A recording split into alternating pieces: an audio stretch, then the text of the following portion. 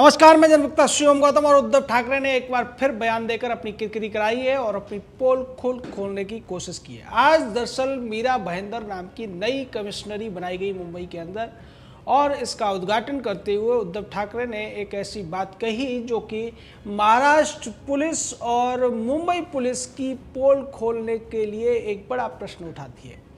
आज उद्धव ठाकरे ने कहा कि मुंबई में हाथरस जैसी घटनाओं के लिए कोई जगह नहीं है और यहाँ ऐसी घटनाएं नहीं हो सकती हैं। यहाँ महिलाओं के ऊपर इस तरीके के अत्याचार और बलात्कार की तो छोड़िए, कोई व्यक्ति महिलाओं को टेढ़ी आंख से देख भी नहीं सकता है। ये बात हमने सुनिश्चित की है। ऐसा कह के उन तमाम सवालों को उद्धव ठाकरे ने जवाब दे दिया जिनके जवाब पिछले कई महीनों से मीडिया मांग रहा है, लेकिन उसके जवाब न उद्धव ठाकरे के पास है, न उसके गृह मंत्री अनिल देशमुख के पास है, और ना ही उप मुख्यमंत्री अजीत पवार के पास है। ये तीनों ही आज इस पूरे कार्यक्रम में उपस्थित थे और सदानंद दाते को जिस तरीके से कमिश्नर बनाया गया, उनकी तारीफ में तमाम कसीदे पढ़े उद्धव ठाकरे द्वारा, और ये कहा गया कि जो कुछ भी हो रहा है वो मुंबई को बेहतर बनाने के लिए हो रहा है। मुंबई पुलिस दुनिया की नंबर 1 पुलिस है, ऐसा अजीत पवार ने भी दावा किया। इसके साथ साथ अजीत पवार ने यह भी कहा कि कुछ बाहरी लोग आकर मुंबई पुलिस पर सवाल उठाते हैं, उस पर ध्यान देने की जरूरत नहीं है। यानी कि उद्धव ठाकरे और उनका पूरा का पूरा जो गैंग है वो मुंबई पुलिस की पीठ ठोकता हुआ नजर आया, लेकिन वो लोग भूल गए कि दिशा साल्यान की मौत आज से करीब 3.5 महीने पहले हुई थी, और उस मौत के पहले उसका बलात्कार हुआ था। ये उसके पड़ोसियों ने, उसके जानकारों ने, उसके मित्रों ने कहा था, लेकिन उसके बावजूद मुंबई पुलिस ने उसमें एफआईआर तक दर्ज नहीं की और उस केस को आत्महत्या का केस बनाकर दबा दिया गया था। उसके बाद एक और अभिनेत्री सामने आती है, पायल घोष नाम की, और वो कई रेप के मामले बताती है और अपना रेप होने की भी सूचना देती है। इसकी एफआईआर करने में भी मुंबई पुलिस बहुत ज्यादा कोताही बरतती है। बड़ी मुश्किल से जब महिला आयोग का हस्तक्षेप हो जाता है तब इस मामले में एफआईआर तो दर्ज होती है, लेकिन एफआईआर दर्ज होने के बावजूद इस पूरे मामले में मुंबई पुलिस अभी तक अनुराग कश्यप को गिरफ्तार नहीं करती है। ये 2 बड़े मामले ये दिखाने के लिए काफ़ी हैं कि महाराष्ट्र में बलात्कारियों को किस तरीके से राजा बनाकर रखा जाता है, उनकी खातिरदारी की जाती है और पुलिस उनको बचाने का काम करती है। जिस तरीके से वो दिशा साल्यान के मामले में जो भी बलात्कारी थे उनमें बेबी पेंगुइन नाम का एक महाराष्ट्र का मंत्री भी है, उसको बचाने के लिए सारी कहानी गढ़ी गई और दिशा साल्यान के जो लिव इन पार्टनर था रोहन राय, उसको गायब कर दिया गया। तब से वो अब तक दिखा नहीं है। और दूसरी तरफ कहा यह भी जा रहा है कि सबसे पहले या तो उस पर शक किए जाने की जरूरत थी या फिर उससे गवाही लिए जाने की जरूरत थी कि वास्तव में दिशा साल्यान के साथ उस रात हुआ क्या था। इसको लेकर तमाम लोगों ने जो दावे किए, रामदास अठावले भी कह चुके हैं कि दिशा साल्यान की जब बॉडी मिली थी तो उसके शरीर पर एक भी कपड़ा नहीं था, और कोई भी आत्महत्या करने वाला व्यक्ति नंगा होकर तो आत्महत्या नहीं करता है, ये एक फैक्ट है। ऐसी स्थिति में अगर दिशा साल्यान के शरीर पर कपड़े नहीं थे, निश्चित तौर पर जो रेप वाली बात है वो स्टेबलिश हो जाती है। लेकिन मुंबई पुलिस ने इतने बड़े मामले को भी दबाने का काम किया, और उसी मुंबई पुलिस का संरक्षक उद्धव ठाकरे सीना तान कर हाथरस की घटना का जिक्र कर रहा है, जिसके बारे में फॉरेंसिक रिपोर्ट पहले ही स्पष्ट कर चुकी है कि इस मामले में जो लड़की थी, जो पीड़िता थी, उसका बलात्कार नहीं हुआ था। फॉरेंसिक रिपोर्ट में कहीं भी इसकी पुष्टि नहीं हुई है। लड़की की जो मौत हुई वो गर्दन की हड्डी टूटने की वजह से, श्वास नली के टूटने की वजह से हुई थी, और यही बात सीएफएल की रिपोर्ट या फॉरेंसिक रिपोर्ट हो इसमें सामने आई है। तो यहाँ पर गंदी राजनीति करने के लिए उद्धव ठाकरे ने उत्तर प्रदेश को घसीटने की कोशिश की, लेकिन इस राजनीति में उनके ही हाथ गंदे हुए, क्योंकि इसकी वजह से अब सवाल उस मुंबई पुलिस पर उठ रहे हैं जो पायल घोष द्वारा ये बताए जाने के बावजूद कि किस तरीके से अनुराग कश्यप ने उसका बलात्कार किया, उसके बावजूद उसके खिलाफ कार्रवाई नहीं करती है। आज अनुराग कश्यप को भी वर्सोवा थाने में तमाम बड़ा कागजों का पुलिंदा लेकर जाते हुए देखा गया। ये वही अनुराग कश्यप है जो कभी कहा करता था कि कागज नहीं दिखाएंगे। आज उसी व्यक्ति को हाथ में दर्जनों कागज लेकर जाते हुए देखा गया, लेकिन हालांकि उसके बाद गिरफ्तारी उसकी हुई है, ऐसा अभी तक कोई समाचार नहीं आया है। जबकि मैं इस मामले में बता दूं, अनुराग कश्यप के खिलाफ जो धाराएं लगाई गई हैं उनमें गिरफ्तारी तो पहले ही दिन से बनती है।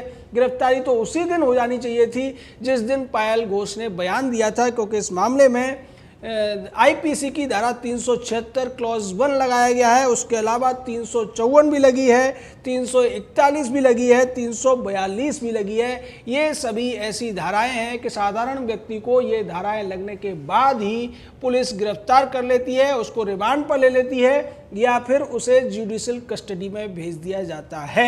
लेकिन मुंबई के अंदर, महाराष्ट्र के अंदर जो रसूखदार लोग होते हैं, जो पैसे वाले लोग होते हैं, वो बलात्कार जैसा जघन्य अपराध करने के बाद भी कितनी आसानी से घूमते हैं, कितनी आसानी से बयान देते हैं और खुला सीना चौड़ा करके वो लोगों को एक तरीके से चिढ़ाने का काम भी करते हैं। ये अनुराग कश्यप के मामले में देखा जा सकता है, या दिशा साल्यान की मौत और उसके बलात्कार से रिलेटेड बेबी पेंगुइन और उसके साथी जिस तरीके से घूम रहे हैं, उस मामले में भी देखा जा सकता है।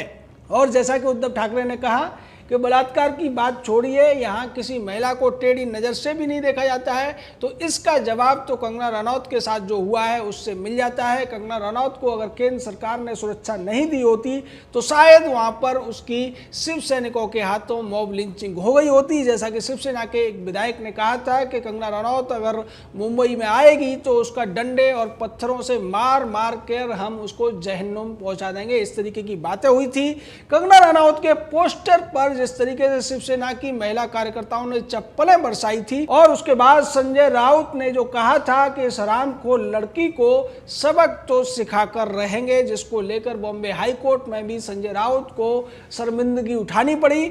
ऐसी जगह पर, ऐसे प्रदेश में जब महिलाओं का कोई सम्मान नहीं है, उन पर हमले होते हैं, उनके साथ बलात्कार होते हैं और बलात्कार करने वाले खुले घूमते हैं, महिलाओं को बेइज्जत किया जाता है, उनको सरेआम गाली दी जाती है और गाली देने वाले सत्ताधारी पार्टी के बड़े नेता राज्यसभा सदस्य होते हैं, वहाँ पर अगर उद्धव ठाकरे ये कहते हैं कि हमारे प्रदेश में महिलाओं को कोई टेढ़ी आंख से नहीं देख सकता, हाथरस जैसी घटनाएं नहीं हो सकती, जबकि हाथरस की घटना को लेकर एडीजी जो लॉ एंड ऑर्डर हैं प्रशांत कुमार, उन्होंने आज स्पष्ट कर दिया है कि इस मामले में रेप की झूठी कहानी गढ़ी गई और ये सब जातीय वैमनस्यता फैलाने के लिए किया गया। इसको लेकर पुलिस अब उन सभी लोगों को खंगाल रही है जिन्होंने इस मामले में जाति और बलात्कार की झूठी कहानी को घुसाने की कोशिश की, लोगों को गुमराह करने की कोशिश की, और उसके बाद जिस तरीके से प्रदर्शन हुए, जिस तरीके से हो हल्ला हुआ, उसको लेकर भी अब जांच उत्तर प्रदेश में चल रही है।